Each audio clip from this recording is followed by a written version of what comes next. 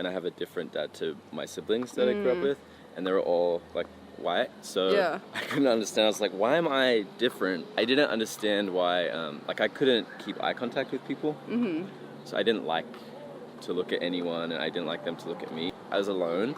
Like, you know, I realized, oh, acting is lonely. Like, you get these jobs, you go to these new countries and new cities, and then you're on set with a bunch of people, and then you're also like, then you're just in a hotel room by yourself for so long. Was that lighting in a bottle that you like realized your life? Yeah. When I realized there were certain things that other people weren't saying or in this way, like even a song like Kiss the Boy, I would never have written that before, especially when I was in the closet.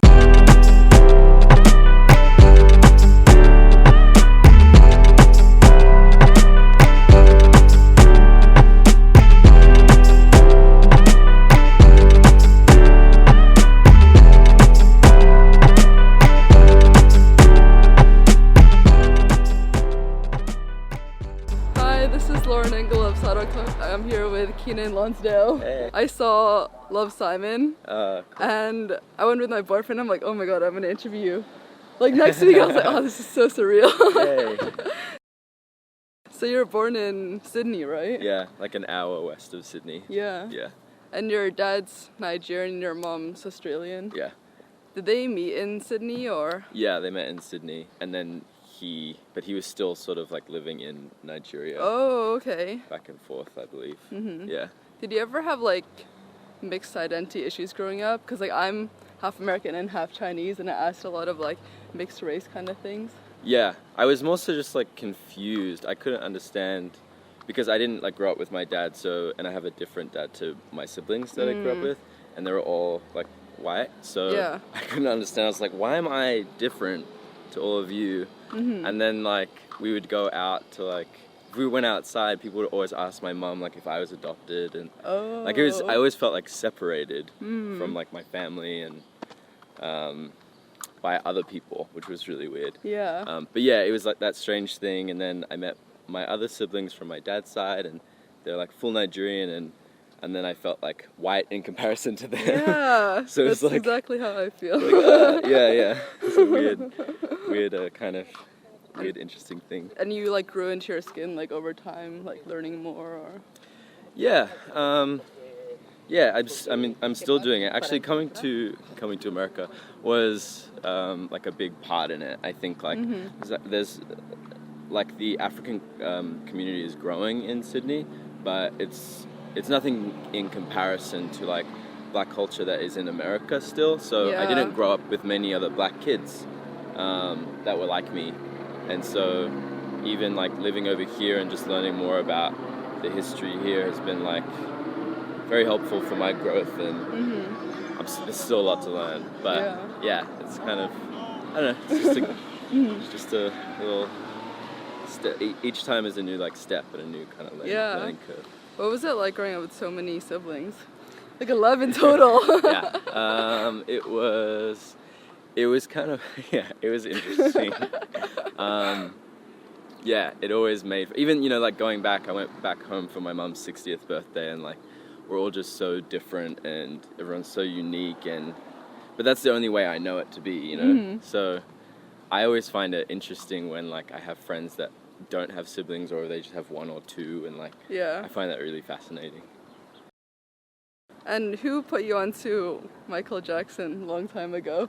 I think it was my mom. Like, I think it wasn't on purpose. Like, she just happened to have the TV on, and like one of his concerts was playing. Like a live show was like on air, and I just like got hooked. And usually she always says that when she would leave the room, I would just like burst out in tears like all the time.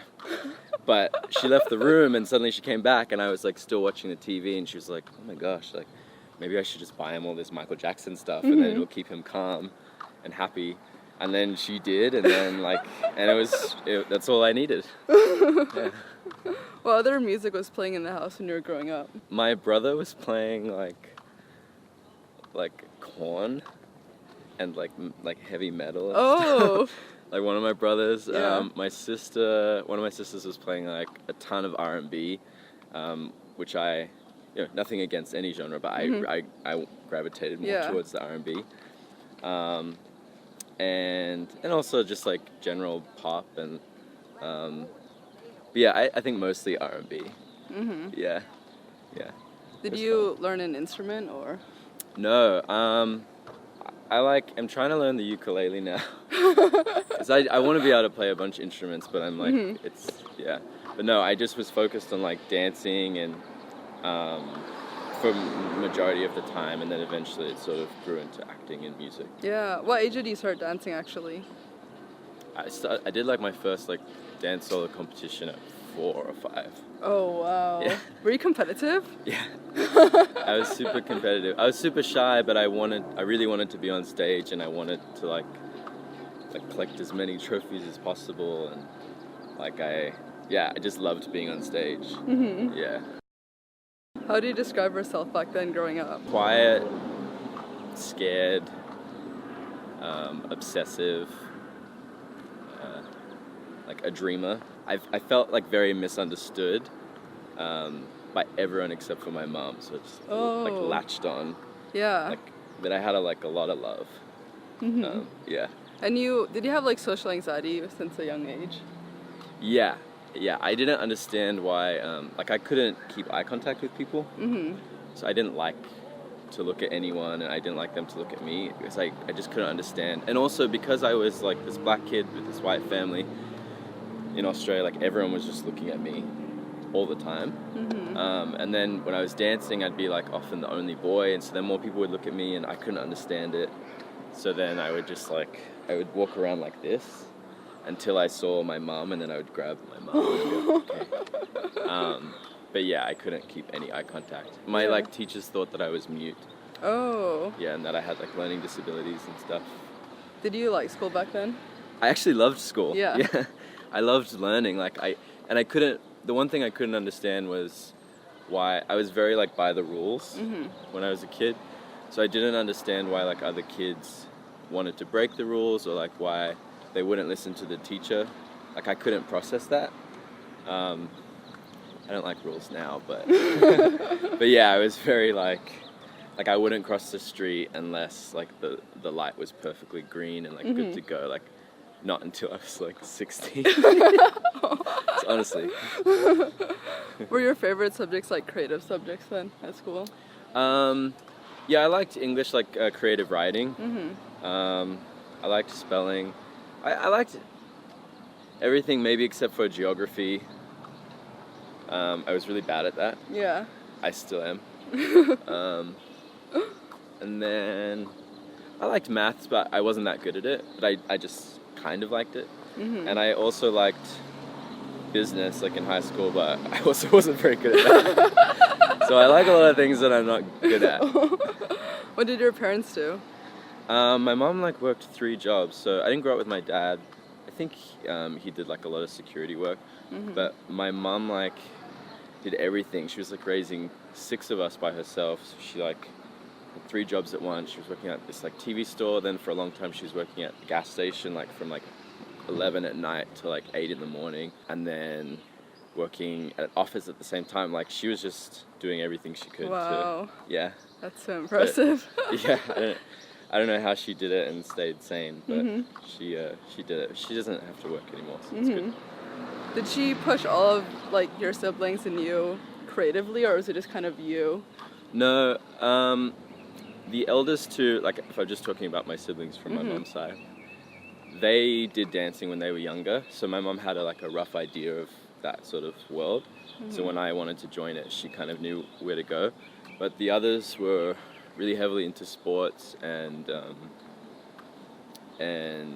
yeah, but we were also very creative in our own ways. Like, so Mum really just wanted us to do whatever it was that we were super passionate about. So I think which made it even harder for her too, because we all did different things. Yeah. My brother played football, one played soccer, and then was a DJ, and then like some dancing, and then my sister was playing basketball, and I'm like heavily dancing. Like it was really, it was full on. What made you decide to put out YouTube videos when you were like 20? Like the covers? Oh yeah. Well, I wanted to find my voice. Like I tried to do singing lessons, like private singing lessons in school, but we couldn't afford them. So I did a couple and then I had to stop. So I would just record myself at home, and then by the time I started, like when I got my first job at 18, and I think I was getting like $1,000 a week, I was like, oh my gosh, like, oh. And so like I quickly, the first paycheck I got, I like ran to the music store and I bought a microphone, which cost like $800, so then I had nothing. But I still have that same microphone. And that was 8 years ago. And then I decided, like, from there, once I had the equipment, I wanted to really, like, just practice recording and see if I could make my own stuff, because I didn't really know any producers. So, and I thought that doing YouTube covers would be a good way to learn about my voice and also gauge a reaction from people that didn't know me or whether they liked it or not. Because I wasn't a confident singer, so it actually really helped with my confidence. Oh. Yeah. Were you also, like, writing your own songs? I was at the time, yeah. I was like balancing like writing original stuff and doing covers. And I listen to those songs every now and then, me and my friends, just to have a good laugh. Oh my god. Yeah. My friends like played some awful songs at my 21st as well, just to embarrass me in front of everyone, and it was good. And then was it also that year that you were like dropped by your like LA and like Sydney, was it managers? Yeah, that was the first time I came here for pilot season, so I was 21. Yeah, right after I turned 21, I came here and did like, I got an American team. It was like sweet, but something felt a bit off. And then a few weeks in, like I had just a sort of falling out with my Australian manager at the time, and I said to him, like, I don't really feel like you believe in me. And he's like, well, I don't. You think you could do all these things, you think you've got all this potential, but you're a brat and you can't do this and you can't do that. And I was like, okay. And then like the next day I got an email from my American team, who is connected to him, and they said, we're gonna let you go. And I was like, oh. Damn. So I was only with them for a month. And then I was just out here like stuck, and I was like, well, what the hell am I supposed to do? Like I came all the way here, and like all my friends were going for all these auditions, and I was just like at the house like doing nothing. So then I worked on music again. And then I decided, I was like, I don't want a team. Like if I don't have to have a team right now, like I didn't trust people, and I'd been hurt so many times from managers, acting and music, even after that. But like I was just like, I'm just gonna do it by myself. And then eventually I found, or the right people sort of found me, and they really believed in me, and they were just good people. And then were you also like a VJ for MTV? Yeah. You interviewed like Disclosure? Yeah. I was just telling my friends about that yesterday. I interviewed Disclosure and like Azalea Banks once, and like Jessie J, and Rufus Du Sol, like in Australia, who were now like super tight, which is so funny. But yeah, I was 19 when I got that job. Huge. And still super socially anxious, and so I remember saying to my managers, I was like, why did they pick me? Like, I don't know how to talk, like, I don't drink, I don't party, like, how am I supposed to host the party? This is ridiculous. And I was like thrown in the deep end, and then I did it for 2 years, and it was really fun. Like, I knew deep inside, like, I'm not a VJ, like, I'm not very good at this. But I can get by, but I knew I wasn't very good at it. But it was like really cool for my growth, and also just MTV, like they're such a great company, and they were so nice to me, and they supported me when I said that I wanted to pursue acting and music. Oh, okay. And, like, they weren't weird at all with that. They like let me go off, and yeah, it's cool. And your character, Wally, you're kind of similar in some ways, like growing and like learning about yourself. Yeah. I mean, everyone is, right? Like I think we all start these kids, and we've got all of these dreams, and then you're open-minded, but you're also afraid because it's like a huge world. And then you grow up, and like you get all these colors, different kind of colors painted on you, or just like one color. And then you sort of have to like start breaking that apart and adding new colors or stripping it back or whatever. So I feel like we all do that, maybe at different points in our lives, but yeah, I think Wally and me did it at a similar time. Yeah. Yeah, it's kind of funny. And it was always a goal for you kind of to move to LA. Yeah. Yeah, since I was pretty obsessed with it when I was younger, which is why it was disappointing when I finally got here, and then like it didn't feel very good. But then once I had the right people around me and like good friends, and I learned that the places, it's important not to just like put all of my focus on like making it, if that makes sense, because you can really hustle here, of course, but at the same time, like, it's a beautiful place, and you can have a really good time without just trying to like be super successful straight away. So once I let that go a bit, I ended up like really falling in love with the place. Yeah. Yeah. And then did you have any like mentors or people to guide you along the way? Yeah, a ton. Yeah, whether it was like agents, managers, or even now, like I've got certain people that, and friends, like, but I feel like people come in and out of your life at the right time. Even people that it hasn't felt like at the time like they guided me, maybe that wasn't their intention. In the end, it like taught me a lot. Without all of those ups and downs and those like confusing points and new lessons, like I wouldn't have come to the space I'm at now. So how are you able to sustain yourself financially when you first moved here?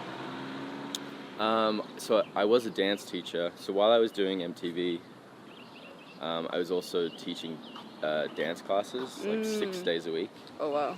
Yeah. And you can actually make pretty good money as a dance teacher. Like, more so than if you worked, like, a regular job at that age. So I just, like, taught and taught and taught. And then that's how I had enough money to come over for, like, 3 months, like, at a time. And then I remember, I think 2014, I went back, taught again, was, like, trying to get my visa, and then the audition for Insurgent came up. And huge. And then, yeah. Now you're here. And then also when you moved here, you kind of thought that all your problems would go away after you become successful. Yeah. But it just got more. Yeah, I definitely felt that. It was like, that was like such a heartbreaking, weird thing. It was like once I was in Atlanta and I was shooting Insurgent, it was like way more than I expected. I thought I was just gonna like come over here and get like a little guest role on a show. So for the first thing to be a movie franchise, and they were like, you're gonna do this one and you're signed on for others, and I was like, whoa, like, and then it was like the best thing ever, right? But then at the same time, I was alone. Like, you know, I realized, oh, acting is lonely. Like, you get these jobs, you go to these new countries and new cities, and then you're on set with a bunch of people, and then you're also like, then you're just in a hotel room by yourself for so long. And because I was super shy, like, I didn't know how to reach out to anyone and like make many friends. And then I also realized, like, you sort of, after the high leaves, you sort of like come back to a reality where it's like the new normal. So suddenly it wasn't like this crazy thing that I booked this movie. Suddenly, like, that was the job, and like, here you are. And so I realized at that point, like, maybe there's other things I need to figure out than just my career. But it took a while. Yeah, and also you were like putting all your time devoted to it, and you had very little time for your personal life. Yeah. But at the same time, like, I'd come out like 6 months before that, like, to my friends. So that was a really good thing. Like, I was at least in a slightly better space than I had been in previous years. So the timing how old was. Were you? 22. Yeah. But then I went back in the closet when I came over to America. But still, at least, like, I had a lot of weight off my shoulders. And yeah, it was just an interesting time. Like, it was weird. Was that lighting in a bottle that you like realized your life? Yeah. I really like music festivals. I've only been going to them for like a year. I was super against them when I was younger. I didn't understand. I was against like partying when I was younger, and like the idea of fun or not like focusing. Like, I couldn't understand why like anyone would not want to focus on their career, and like, you know, but I didn't realize that you learn like honoring yourself by like having fun, by going on adventures, by like seeing the world and meeting new people and like experiencing more. Like, it builds you as a person. It builds you as a creative person as well. I guess I fell in and out of love with my dreams at once, if that makes sense. Yeah. So yeah, the reasons why I thought I loved it was like stripped away. The reasons why I thought like everything was sort of stripped away, and then new reasons like sort of came back. At first you thought that like coming out was like really difficult because you heard all these horror stories. Has any of them been true, or has it been mostly like really positive? I was more fearful beforehand, and like what I was hearing was that there would be more restrictions, that it'd be a risk and whatnot.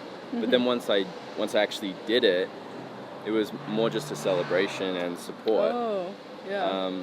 And also I had, I had other people, like I saw other actors coming out as well, and I was like, not a problem, it's not an issue.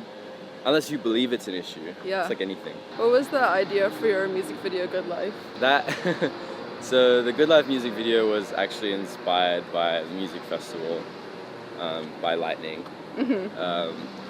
Because I felt like what you experience at music festivals, it's like this sort of this bubble of this like world that could be.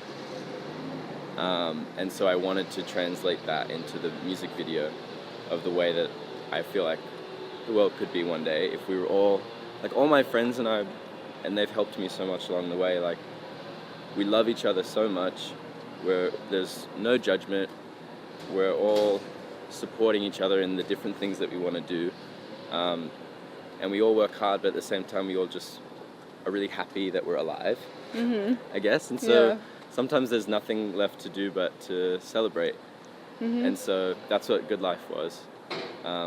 And it's not to say that that everything's like 100% amazing all the time, but you have to celebrate those moments of joy and the good things that you do have in order to get through it. And sometimes we don't even recognize that. So yeah, I wanted that to be in Good Life. And I feel like we achieved it. Like that energy with my friends and I, like it's how it really feels. And then having a bunch of like awesome fans kind of join in at the end was really special too, just because they've been so supportive, and yeah, it was fun. Kiss the Boy is so good. I keep listening to it on repeat. Yeah, thank you. What were the inspirations behind that? It was a lot. It was like the whole journey, full circle, I guess. It started because I think like Love Simon had released like some videos or like teasers, and then I don't know if it automatically came up or if I just thought of it, but Kiss the Girl from Little Mermaid like either popped up on YouTube or in my brain, and then I was like, it's so like special, like so romantic and beautiful, like that kind of Disney kind of feeling, and I was like, I wish there was one with a boy, because I wonder what that feels like. So then I was gonna make a cover of it and like remake it, but I couldn't figure it out. it just wasn't working. Yeah. And then from there, like an hour later, I had started just developing some melodies for what became Kiss the Boy, like as an original song, and it was cool. Like I had so much to draw from, like whether it was the story, sort of, inspiration from the movie, my own story, like my relationships in the past, or the fear, and then, but also it's like what I was talking about, how the song is like celebratory and it's positive, but the whole thing isn't, it doesn't shy away from the fact that there was suffering involved to get through to the light. Yeah. Yeah. What was the actual change in focus that you wanted to focus more and more in music, like this and last year? I mean, I guess I've always like put a lot of focus into it. It's just that I didn't have a clear enough direction on what I was trying to say and why I was trying to say it, which is okay. Like I needed to figure it out, but once I fully like figured myself out, that's even possible. I felt like, I don't know, the music just started coming, like the ideas started flowing. There was nothing like holding me back from what I could say or what I could share. So then now that I'm in that space and I'm creating from that space, like, it's just stuff that I don't know, now I feel like when I'm making music, it's not because I'm just trying to fulfill like my obsession or get myself to like be the best music artist in the world, or, you know, which is the way I used to think about it. Now it's more just like, these are things that I've learned. It's fun, like it makes me feel good making music, and I like the idea of sharing it with other people, especially if it has a message. It doesn't have to have a message, but if it can be fun and it has a message and it feels great and we can sort of, I don't know, connect through that. Yeah, I feel like driven towards that at the moment. Do you have a team of like producers now helping you and everything? Yeah, I have a couple producers I've worked with a lot of producers over time, and then one in particular that I work a lot with is Louis Vuitton. Yeah, you did a show with him at the Roxy, right? Yeah. So, which is awesome, and it's good to just like bounce off of different energies, like creatively, and see what happens. And he's so talented, and it's good. You have an album coming soon?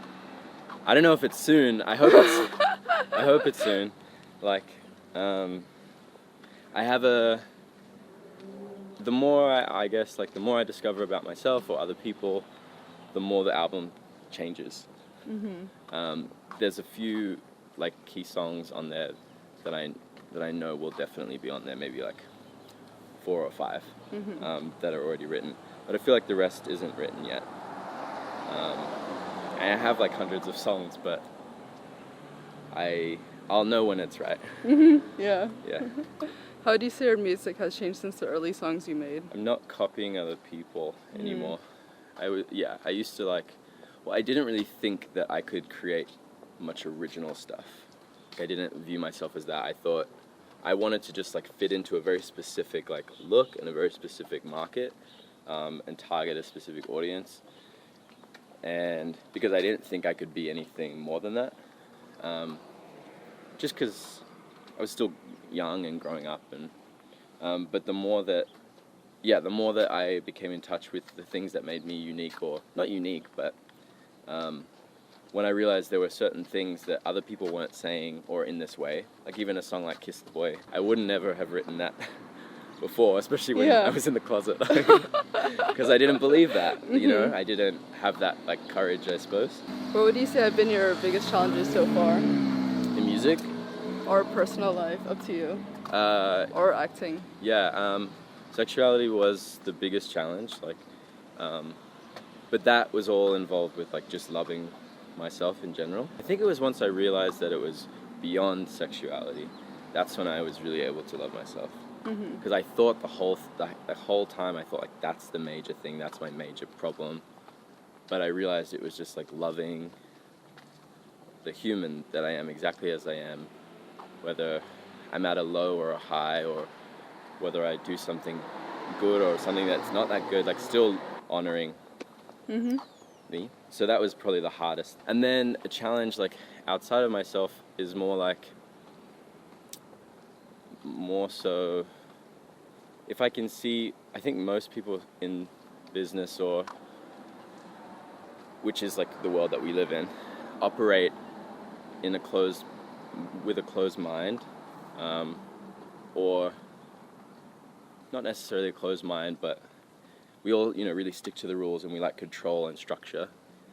And I think the challenge I always face, or not always face, not with my team, but is just trying to explain to people like it doesn't have to go this way. It doesn't have to be at a certain standard. It doesn't even have to be good. Like, do you know what I mean? Like we can just make it just to see what happens, because we can. I don't know.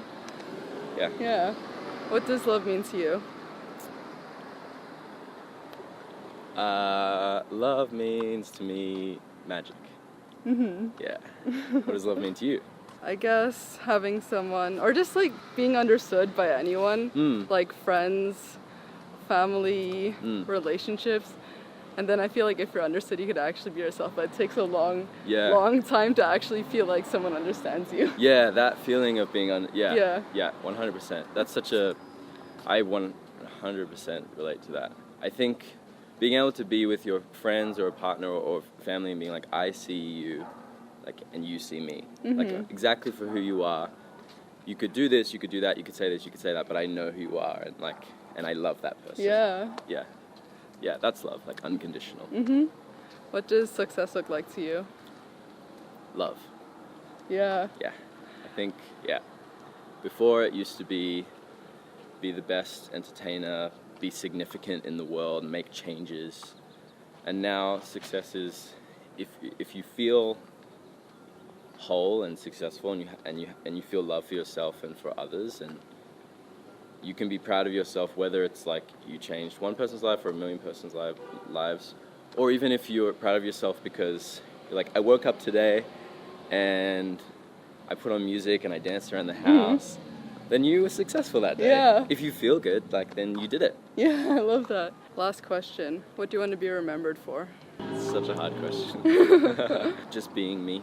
Just remembered for being honest as in my life and living that life. I don't know. Yeah, I love that. Thank you so much. Yeah, thank This is you. great. Yeah. Bye, guys.